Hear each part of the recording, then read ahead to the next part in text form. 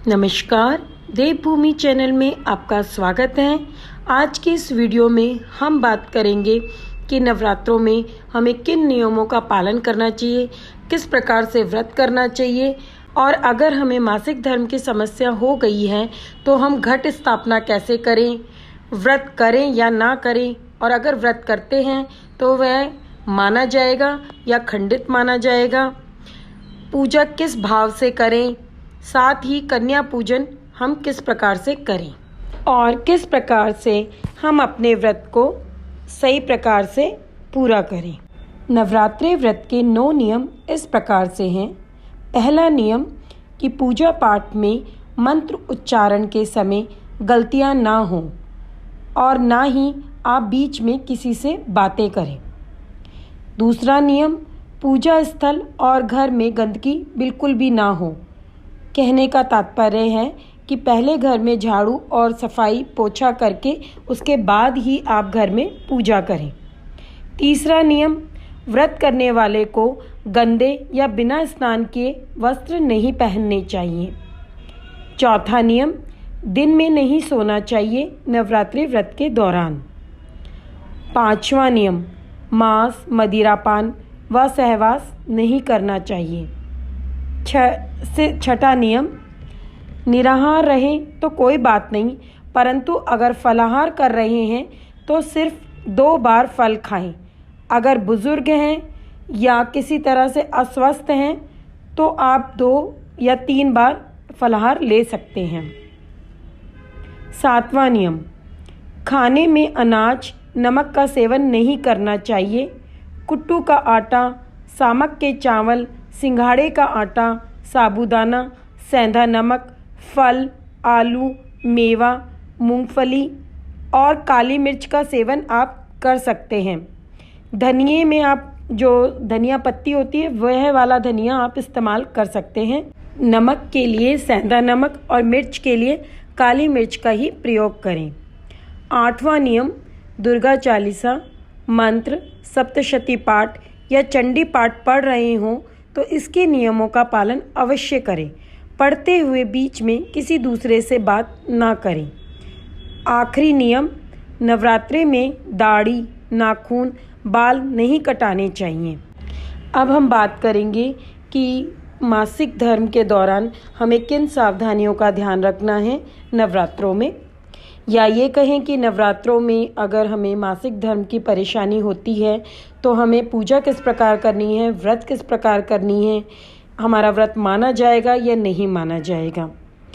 इसके लिए मैं आपको बताना चाहूँगी कि पूजा प्रकार से होती है, एक स्थूल पूजा और एक भाव पूजा। स्थूल पूजा में हम वस्तुओं को स्पर्श कर सकते हैं, स्वयं से पूजा कर सकते हैं, परंतु भाव पूजा में हम स्पर्श नहीं कर सकते, अपने आप से पूजा नहीं कर सकते। ये मन के भाव से, मतलब मानसिक रूप से पूजा होती है। इसमें मानसिक रूप से हम मन में पूजा का संकल्प करते हैं, माँ की पूजा का संकल्प करते हैं। मन में ही पूर्ण भक्ति के साथ माँ दुर्गा का ध्यान करते हैं। कहने का तात्पर्य है कि हम किसी वस्तु को स्पर्श नहीं करते हैं, परंतु मन से पूरी तरह से पूजा करते हैं। अगर तो आप नवरात्रि के पहले ही दिन, जिस दिन घट स्थापना, कलश स्थापना होती है, उस दिन आपकी शुद्धि नहीं होती है, मतलब कि आप उस समय भी मासिक धर्म से हैं, तो आप अपने घर के किसी भी सदस्य से या पति से, अगर बच्चे बड़े हैं तो बच्चों से घट स्थापना करवा लें। अगर बच्चे नहीं कर सकते, बड़े नहीं कर सकते, तो पंडित जी को बुलवा कर आप घट स्थापना, कलश स्थापना करवा सकते हैं। अगर आपके लिए पंडित जी को बुलाना भी पॉसिबल नहीं है, वह भी उपलब्ध नहीं है, तो आप अपने पड़ोसी से या अपनी सहेली से या किसी आसपास अगर कोई रिश्तेदार रहता है तो आप उससे भी घट स्थापना करवा सकते हैं। अब बात करते हैं व्रत की, कि हम मासिक धर्म के दौरान व्रत करें या ना करें, और अगर करते हैं तो वह व्रत माना जाएगा या खंडित होगा। तो ऐसा है कि आप मासिक धर्म में व्रत कर सकते हैं, वही मन के भाव से आपको पूजा करनी है। स्थूल पूजा आप नहीं कर पाएंगे, लेकिन मन के भाव से माँ की पूजा का संकल्प करें और मन में ही पूजा करें। अगर आप फास्ट में तो हैं लेकिन पूजा स्थूल रूप से नहीं कर सकती हैं। खाना बनाने के लिए माँ का जो भोग बनता है, माँ को अगर हम भोग लगा रहे हैं तो वह खाना आप नहीं बनाएंगी, परंतु आप अपने व्रत का खाना अपने लिए बना सकती हैं। आप पूरी तरह से मानसिक पूजन में रहेंगी। यह व्रत खंडन नहीं माना जाता है।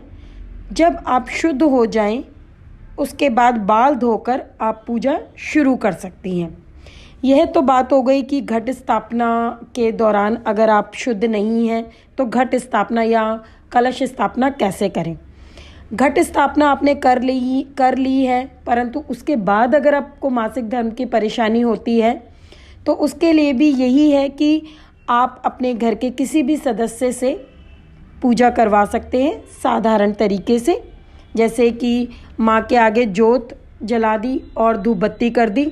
उस सुबह के टाइम माँ की जो माला हम माँ को चढ़ाते हैं या पुष्प अर्पित करते हैं वह चेंज कर दें। और अगर इतना भी नहीं कर सकते तो सिर्फ एक दीपक माँ के आगे जला दें।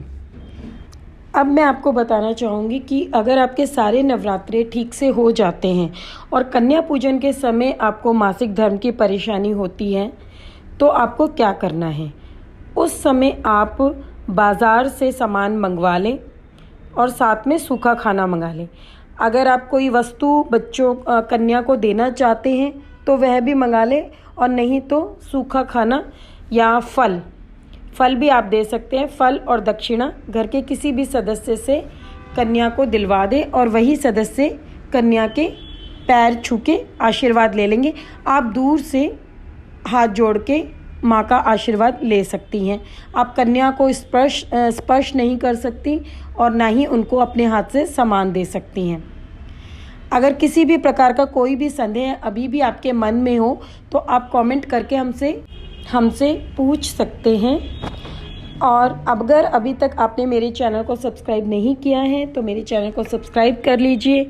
वीडियो पसंद आने पर लाइक और शेयर ज़रूर कीजिए।